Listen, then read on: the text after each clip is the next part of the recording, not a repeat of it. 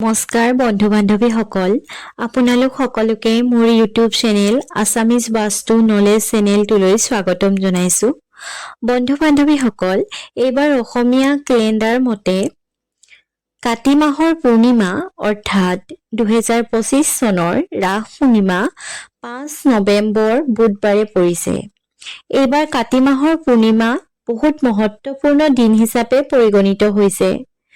আমাৰ হিন্দু ধৰ্ম মতে কাতি মাহৰ পূৰ্ণিমা দিনটো বহুত পবিত্ৰ দিন হিচাপে মানি অহা হৈছে। এই পূৰ্ণিমাৰ দিনটো অকল ধৰ্মীয় ফালৰ পৰাই যে মহত্বপূৰ্ণ সেয়া নহয়। এই পূৰ্ণিমা দিনটো সামাজিক, সাংস্কৃতিক সকলো ফালৰ পৰাও মহত্বপূৰ্ণ। এই দিনটোত অসমৰ চুকে কোণে শ্ৰী শ্ৰী কৃষ্ণৰ ৰাস মহোৎসৱ হিচাপে পালন কৰে, য'ত শ্ৰীকৃষ্ণৰ জন্মৰ আগৰ পৰা ধৰি জন্মৰ পিছত নন্দ যশোদা ঘৰত মাখন চুৰি কৰি খোৱাকে ধৰি গকুল বৃন্দাবনত ৰাধা আৰু গোপীসকলৰ লগত নৃত্য ৰাসক্ৰিয়া কৰা সকলো কথা বিৱৰি কৰি নাট পৰিদৰ্শন কৰে, যাক শ্ৰী শ্ৰী কৃষ্ণৰ ৰাসলীলা বুলিও কোৱা হয়। আৰু এই দিনাখন বন্তি প্ৰজ্বলন, নদীত স্নান অৰ্থাৎ গংগা স্নান আৰু দুখীয়াক দান কৰিব পাৰিলে বহুত ভাল। এই দিনাখন যদি আপুনি দুখীয়া মানুহক দান দক্ষিণা দিয়ে, তেন্তে 100খন যাগ-যজ্ঞ কৰি আপুনি যিমান পুণ্য অৰ্জন কৰিব পাৰিব, তাৰ 1000 গুণ পুণ্য এই দিনাখন আপুনি দুখীয়াজনক দান কৰিলে অৰ্জন কৰিব পাৰিব। এই পূৰ্ণিমাৰ দিনাখন যদি আপুনি মাত্ৰ এটা বস্তু গৌ মাতাক খুৱাই দিয়ে আৰু লগতে মাত্ৰ এটা বস্তু দি যদি আপুনি দুখীয়াজনক দান কৰে, তেন্তে আপুনি কেতিয়াও বিপদত নপৰে। আপোনাৰ জীৱনত যদি কিবা সমস্যাৰ সন্মুখীন হৈছে, তেন্তে আপুনি অতি সহজতেই এই সমস্যাৰ পৰা পৰিত্ৰাণ পাব পাৰিব। আপোনাৰ সকলো মনোবাঞ্ছা পূৰ্ণ হ'ব। আজি আমি এই কাতি মাহৰ পূৰ্ণিমাৰ দিনাখন এমুঠি ধনিয়াৰে আপুনি কেনেদৰে এটা উপায় কৰিলে আপুনি জীৱনত সুখ শান্তি ধন টকা পইচা লাভ কৰিব পাৰিব, তাৰ বিষয়েহে আলোচনা কৰিম। যিটো উপায় অতি সহজে কৰিব পাৰিব, সেইকাৰণে আমি আজি এই বিষয়টোত আলোচনা কৰিম। আৰু মোৰ বিশ্বাস আপোনালোকে এই বিষয়টো এই উপায়টো আপোনালোকে অৱলম্বন কৰিব। বন্ধু বান্ধৱীসকল, আপুনি যদি ভগৱান কৃষ্ণক মানি আহিছে বা মাতা লক্ষ্মীক মানে, তেন্তে কমেণ্ট বক্সত জয় শ্ৰীকৃষ্ণ নাইবা জয় মা লক্ষ্মী লিখক। বন্ধু বান্ধৱীসকল, আজিৰ ভিডিঅ'টো বহুত মহত্বপূৰ্ণ ভিডিঅ'। ভিডিঅ'টো আধাতে নেৰিব, ভিডিঅ'টো শেষলৈকে চাব, যাতে ভিডিঅ'টোৰ পৰা আপোনাৰ লাভৱান হয়। ভিডিঅ'টো আধাতে কেতিয়াও নেৰিব, কিয়নো আধা আধৰুৱা জ্ঞান সদায় বিপদজনক হ'ব পাৰে। সেয়ে কেতিয়াও ভিডিঅ'টো আধাতে নেৰিব। বন্ধু বান্ধৱীসকল, এইবাৰ 2025 চনৰ কাতি পূৰ্ণিমা 5 নৱেম্বৰ 2025 চনত পৰিছে, অৰ্থাৎ বুধবাৰ পৰিছে। এই দিনটোত নদীত স্নান, দুখীয়াজনক দান আৰু ভগৱানৰ ওচৰত বন্তি প্ৰজ্বলন কৰিব লাগে। এইবাৰ কাতি পূৰ্ণিমা 4 নৱেম্বৰ 2005 চনৰ ৰাতি 10:36 পৰা আৰম্ভ হৈছে আৰু 5 নৱেম্বৰ সন্ধ্যা 6:48 মিলিছে। সেইকাৰণে এইবাৰ কাতি পূৰ্ণিমাৰ ব্ৰত আৰু পূজা পাতল 5 নৱেম্বৰৰ দিনাখন কৰা হ'ব। এই দিনা নদীত স্নান কৰা শুভ মুহূৰ্ত হৈছে ৰাতিপুৱা 4:52 পৰা 5:46 মিলিছে। আৰু এই দিনা পূজা পাঠৰ শ্ৰেষ্ঠ মুহূৰ্ত হৈছে 7:58 পৰা 9:20 মিলিছে। মানি অহা হৈছে যে এই দিনাখন স্নান, বন্তি জ্বলোৱা আৰু ভগৱান বিষ্ণুৰ পূজা পাঠ কৰা হয়। এইবাৰ কাতি মাহৰ পূৰ্ণিমা তিথিত আপুনি মাত্ৰ এমুঠি ধনিয়া লৈ এই উপায়টো কৰিব। আপুনি যদি কিবা কাৰণত কাতি মাহৰ পূৰ্ণিমাৰ ব্ৰত যদি ৰাখিব পৰা নাই, তেন্তে কোনো চিন্তা নকৰিব। মাত্ৰ আপুনি এই এমুঠি ধনিয়াৰে এই নিয়মটো কৰিব, তেতিয়া আপুনি ব্ৰত ৰখাৰ সমান পুণ্য অৰ্জন কৰিব পাৰিব। আপোনাক ভগৱান বিষ্ণু মাতা লক্ষ্মীয়ে কৃপা কৰিব। এই উপায়টো ইমান প্ৰভাৱশালী যে মা লক্ষ্মীয়ে নিজেই সেই ঘৰখনত প্ৰৱেশ কৰিব। যদি আপুনি এই উপায়টো শুদ্ধ মনেৰে অৰ্থাৎ পবিত্ৰ মনেৰে কৰে, বন্ধু-বান্ধৱীসকল, প্ৰতি বছৰে 12টা পূৰ্ণিমা তিথি পৰে। এই পূৰ্ণিমা তিথিৰ ভিতৰত সকলোতকৈ মহত্বপূৰ্ণ পূৰ্ণিমা তিথি হিচাপে কাতি মাহৰ পূৰ্ণিমা তিথিকে মানি অহা হৈছে। কাতি মাহৰ পূৰ্ণিমাত ভগৱান শিৱ, ভগৱান বিষ্ণুৰ পূজা কৰা হয়। মানি অহা হৈছে যে এনে কৰিলে ঘৰখনত অপায়, অমংগল, মাৰি মৰক দূৰ হয়। যদি আপুনি এই দিনাখন এই ধনিয়াৰ উপায়টো নকৰে, তেন্তে মা লক্ষ্মী অসন্তুষ্ট হ'ব। ঘৰখনত ধনৰ অভাৱ হ'ব পাৰে। এই দিনাখন ভগৱান বিষ্ণু, শিৱ আৰু ব্ৰহ্মাৰ এই গোটেই তিনিওজনৰে একেলগে পূজা কৰাৰ বিধান আছে। কোৱা হয় যে এই দিনাখন কৰা স্নান, দুখীয়াজনক কৰা দান আৰু ঘৰত বন্তি প্ৰজ্বলন কৰিলে আপোনাৰ 100 জন্মৰ পাপ নাইকিয়া কৰে। এই দিনাখন পৃথিৱীত এক নতুন উৰ্জা এটা নতুন শক্তি আৰু এক দিব্য ৰশ্মিৰ সঞ্চাৰ ঘটে। সেইকাৰণে ইয়াক মহাপূৰ্ণিমা বোলে। এই দিনাখনৰ সকলো ক্ষণ শুভ ক্ষণ বুলি মনা হয় আৰু এই সম্পূৰ্ণ দিনটোক বছৰটোৰ এটা পবিত্ৰ দিন হিচাপে ধৰা হয়। হিন্দু ধৰ্মীয় শাস্ত্ৰ মতে মানি অহা হৈছে যে এই দিনাখন যদি ঘৰত তুলসী মাৰ আৰাধনা কৰা হয়, অৰ্থাৎ এই দিনাখন যদি আপোনালোক সকলোৰে ঘৰৰ তুলসী তলত এগছি বন্তি প্ৰজ্বলন কৰে, তেন্তে ইয়াক শুভ বুলি মনা হয়। আপোনাৰ ঘৰত মাতা লক্ষ্মীয়ে বাস কৰিব। আৰু এই দিনাখন যদি এমুঠি ধনিয়াৰে এই উপায়টো কৰে, তেন্তে আপোনাৰ ঘৰত মা লক্ষ্মীয়ে বাস কৰিব। এই উপায়টো প্ৰাচীন কালৰ পৰা বহুতো মানুহে কৰি আহিছে। যদি আপুনি এই উপায়টো কৰা নাই, তেন্তে এইবাৰ কাতি মাহৰ পূৰ্ণিমা অৰ্থাৎ ৰাস পূৰ্ণিমাত এই উপায়টো নিশ্চয় কৰিবলৈ নাপাহৰিব। চাব, মা লক্ষ্মী প্ৰসন্ন হ'ব। আপুনি কেতিয়াও অভাৱৰ সন্মুখীন নহ'ব। আপোনাৰ ঘৰলৈ যদি আগতে টকা পইচা কমকৈ আহিছিল, এই উপায়টো কৰাৰ পিছত আপোনাৰ ঘৰত টকা পইচাৰ আগমন বৃদ্ধি হ'ব আৰু গোটেই বছৰটো আপুনি টকা পইচা সম্বন্ধীয় কোনো সমস্যাতে নপৰে। এই দিনাখন আপুনি ধনিয়াৰ এই উপায়টো কৰিব। বন্ধু-বান্ধৱীসকল, এই পূৰ্ণিমাক ত্ৰিপুৰাৰী পূৰ্ণিমা বুলিও কোৱা হয়। এই দিনাখন কৰা কোনো উপায় অথলে নাযায়। লাগে আপুনি ধনিয়াৰে এই উপায়টোকে কৰক, নাইবা নদীৰ স্নান কৰি দুখীয়াজনক দান কৰক। যিয়ে কৰক সেয়া অথলে কিন্তু কেতিয়াও নাযায়।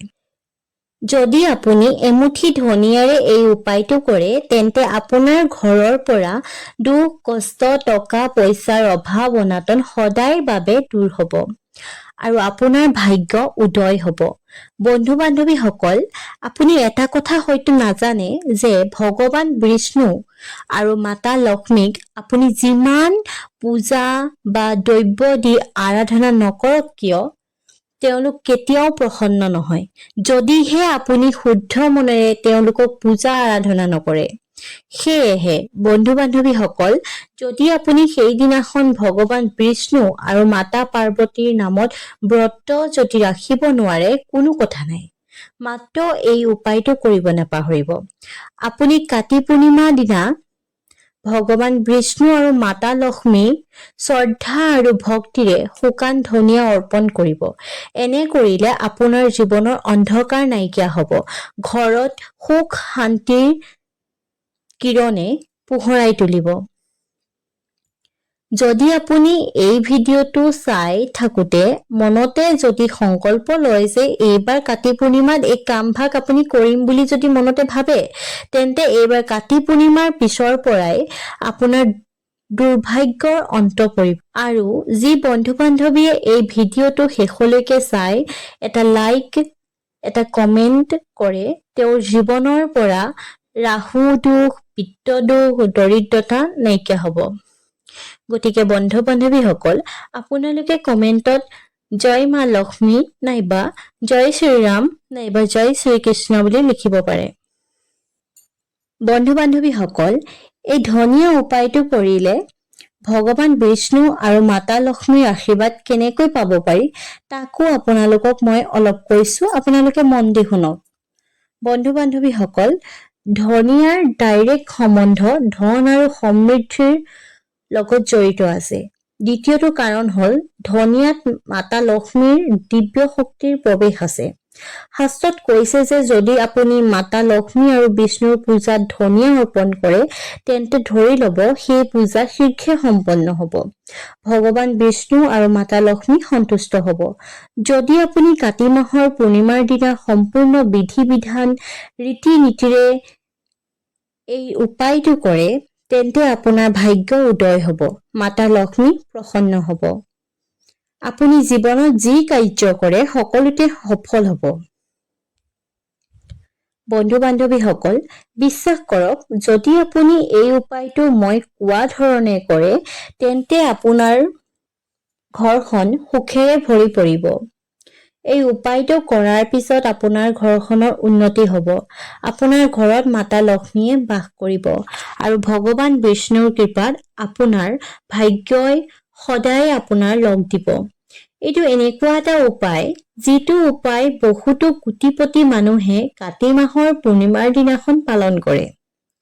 এই উপায়টো আপুনিও সঠিক তৰিকাত যদি বিধি-বিধানৰ সৈতে কৰিব পাৰে, যেনেদৰে তন্ত্ৰ শাস্ত্ৰত এই বিষয়ে উল্লেখ আছে সেইদৰে যদি কৰে তেতিয়াহ'লে আপুনি সফল হ'ব।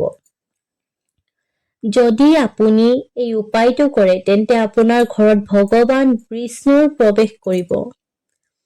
তেওঁ আপোনাৰ লগত সদায় থাকিব। এইটো দেখাত এটা তেনে সৰু উপায়, কিন্তু ইয়াৰ ফল বহুত ডাঙৰ, যি মই আগতে উল্লেখ কৰি আহিছোঁ। বন্ধু-বান্ধৱীসকল, আহকচোন জানো এই উপায়টোনো আমি কেনেকৈ অৱলম্বন কৰিম। বন্ধু-বান্ধৱীসকল, 5 নৱেম্বৰৰ সন্ধ্যা হোৱাৰ অলপ আগে আপুনি স্নান কৰি ল'ব আৰু আপোনাৰ ঘৰৰ পূজাত আপোনাৰ ঘৰত এখন হালধীয়া কাপোৰ পাৰি ল'ব আৰু এই হালধীয়া কাপোৰত এমুঠি শুকান ধনিয়া ৰাখিব। বন্ধু-বান্ধৱীসকল, হালধীয়া ৰং ভগৱান বিষ্ণুৰ বহুত প্ৰিয় আৰু এই হালধীয়া কাপোৰত ৰখা এমুঠি ধনিয়া কাপোৰখনেৰে আপুনি গাঁঠি ল'ব। যোনটো আপুনি কাপোৰ লৈছে, হালধীয়া কাপোৰখনৰ ওপৰত যিখিনি আপুনি ধনিয়া দিছে, মানে ধনিয়াখিনি যিখিনি থৈছে, সেই ধনিয়াখিনি আপুনি গাঁঠি এটা দি ল'ব। কাপোৰখনেৰে সৈতে আপুনি গাঁঠি দিব। যিকোনো এডাল সূতা বা যিকোনো এটা হেৰিয়ে সৈতে আপোনাৰ ধান খেৰ বা তেনেকুৱাকে আপুনি গাঁঠি দি ল'ব। সূতাৰে দিলে বেছি ভাল হ'ব। আৰু ভগৱান বিষ্ণুৰ যিটো এটা অতি মহত্বপূৰ্ণ মন্ত্ৰ, সেই মন্ত্ৰটো মই আপোনালোকক ক'ম। সেই মন্ত্ৰভাগ আপোনালোকে 11 বাৰ মানে মন্ত্ৰভাগ মনতে স্মৰণ কৰিব বা মনতে আপোনালোকে মন্ত্ৰভাগ গাব মুখেৰে, লাহে লাহে হ'লেও গাব। হাতত কিন্তু এই হালধীয়া কাপোৰৰ টোপোলাটো লৈহে মন্ত্ৰভাগ গাব আৰু জপ কৰিব মন্ত্ৰভাগ। এই মন্ত্ৰভাগী হ'ল ওম নমো ভাগৱতে বাসুদেৱায় নমঃ। ওম নমো ভাগৱতে বাসুদেৱায় নমঃ। এনেদৰে আপোনালোকে 11 বাৰ মন্ত্ৰভাগী গাব। বন্ধু-বান্ধৱীসকল, তাৰ পিছত এই হালধীয়া টোপোলাটো আপুনি আপোনাৰ সেইটো ৰুমত ৰাখিব য'ত আপুনি বেছি সময় কটায়। মাত্ৰ আপুনি এই উপায়টো আপুনি কাতি মাহৰ পূৰ্ণিমা তিথিৰ দিনা কৰিব।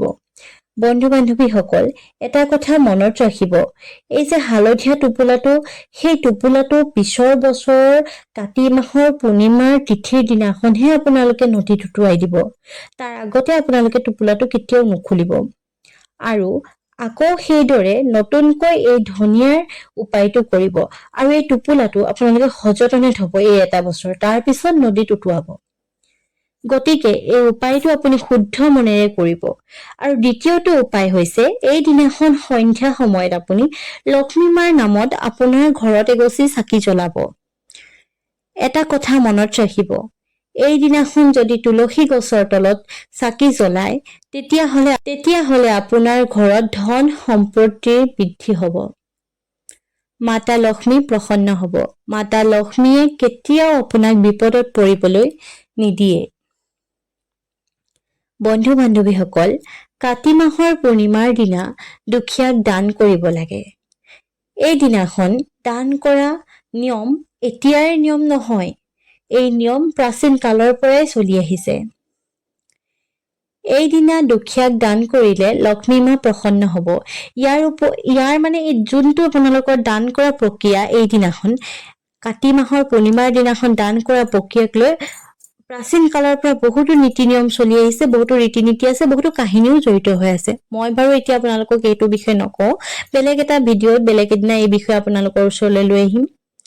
এই দিনাখন আপুনি দুখীয়াক দান কৰিলে মা লক্ষ্মী প্ৰসন্ন হ'ব। আপোনাৰ সকলো মনৰ বাঞ্ছা পূৰ্ণ হ'ব। গতিকে বন্ধু বান্ধৱীসকল, এইবাৰ 5 নৱেম্বৰৰ কাতি পূৰ্ণিমা অৰ্থাৎ ৰাস পূৰ্ণিমাৰ দিনা মই কোৱাৰ দৰে এই উপায়কেইটা কৰিবলৈ নাপাহৰিব। এই উপায়কেইটা কৰিলে আপুনি জীৱনত বিচৰা ধৰণে সুখী হ'ব পাৰিব। এই ৰাস পূৰ্ণিমাৰ দিনাখন অৱশ্যে শ্ৰীকৃষ্ণৰ লগত যে বিষ্ণুৰ যি এটা অৱতাৰ, শ্ৰীকৃষ্ণৰ ওপৰতো বহুতো কথা আছে, বহুতো প্ৰচলিত কাহিনী আছে, বহুতো কথা আছে। তাৰ বিষয়েও মই আপোনালোকক ক'বলৈ মন আছে যদিও এতিয়া সময় মানে ভিডিঅ'টো বহুত দীঘল হৈ যাব, সেইকাৰণে মই নকওঁ।